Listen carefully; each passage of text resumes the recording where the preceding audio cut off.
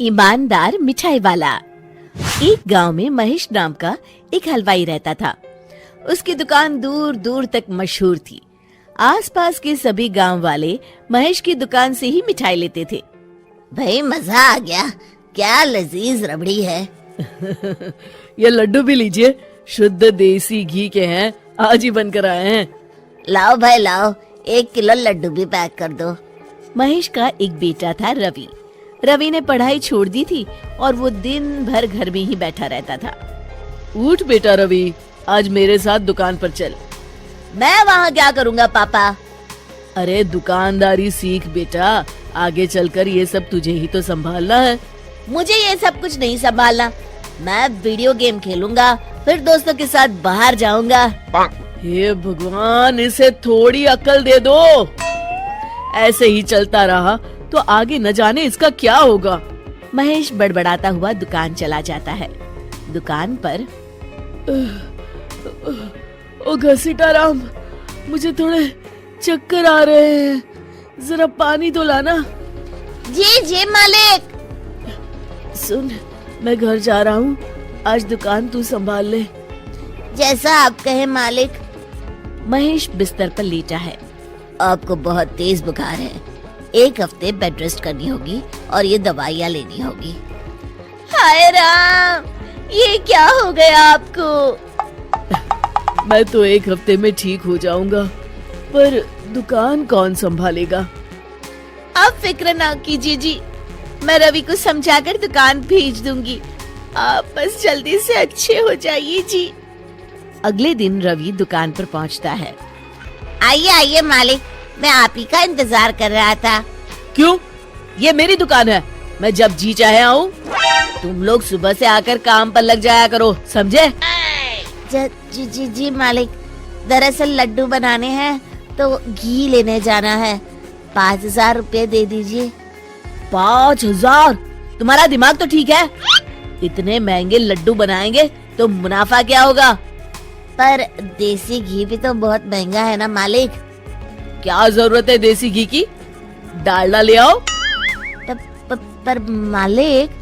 मुझसे बहस मत करो, जितना कहा गया है करो। और क्या क्या बन रहा है? मावे की बर्फी मालिक। मावा मावा मावा, हाँ। तभी उसकी नजर एक डब्बे पर पड़ती है। ये क्या है? ये रवा है मालिक। एक काम करो, हर 1 किलो मावा में 200 ग्राम रवा मिला दो। पर बर्फी का स्वाद बिगड़ जाएगा मालिक।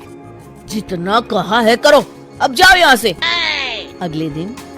क्या बात है रवि बाबू, आपके पापा दिखाई नहीं दे रहे? अब उनकी तबीयत खराब है। अच्छा भाई अच्छा, बस उन्हें ये बताना था कि वो आज आए नहीं तो उनकी मिठाई बड़ी बेस्वाद लग रही है। लेना है तो लो, वरना चलते बनो। अरे अरे अरे, ये कोई तरीका है ग्राहक से बात करने का? चलो भाई चलो, यहाँ से चलो। अगले दिन। भैया, कल जो मैं लड्डू ले गया था उनका स्वाद बड़ा बेकार लगा। महेश बाबू का नाम सुनकर बड़ी दूर से आया था। 200 रुपए में इससे अच्छा और क्या मिलेगा? सुबह सुबह मनहूस बातें मत करो। कुछ लेना है तो लो, वरना फूटो यहाँ से। रवि के इस व्यवहार के चलते 2-4 दिनों में ही ग्राहकों का आना कम हो जाता है। मैंने तो सोचा था कि कम पूंजी में ज्यादा मुनाफा होगा, पर यहाँ तो घाटा हो रहा है। आखिर चक्कर क्या है? लगता है ये दुकानदारी मेरे बस की नहीं। महेश ठीक होकर दुकान लौटता है तो घसीटाराम उसे सब कुछ बताता है। हे भगवान, इसने तो मेरी सालों की मेहनत पर पानी फेर दिया। अब क्या करेंगे मालिक? कुछ नहीं, सबसे पहले तुम पहले की तरह शुद्ध और अच्छी मिठाइयाँ बनाओ और मुझे गांव के उन सब लोगों के नाम बताओ जिनसे रवि ने बदतमीजी की। रवि, कल सुबह दुकान पर आ जाना, बहुत जरूरी काम है।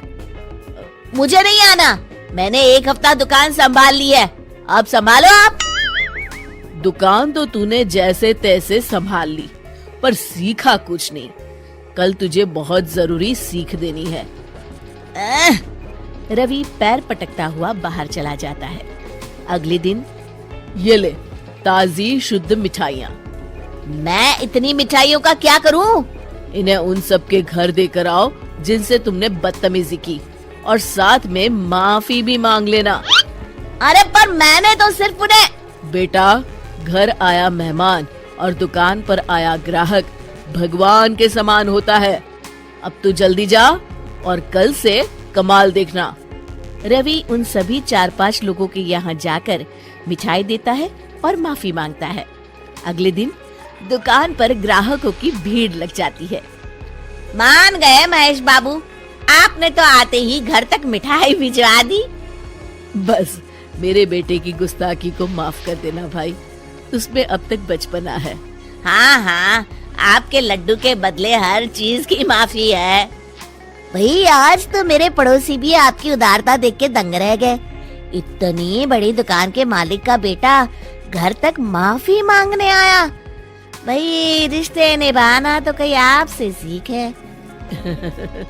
बस आप लोगों की दया है। ताजी रसमलाई आई है, लेंगे आप? हाँ भाई हाँ, 200 ग्राम पैक कर दो। शिक्षा, सफलता पाने के लिए ईमानदार और विनम्र होना बहुत जरूरी है।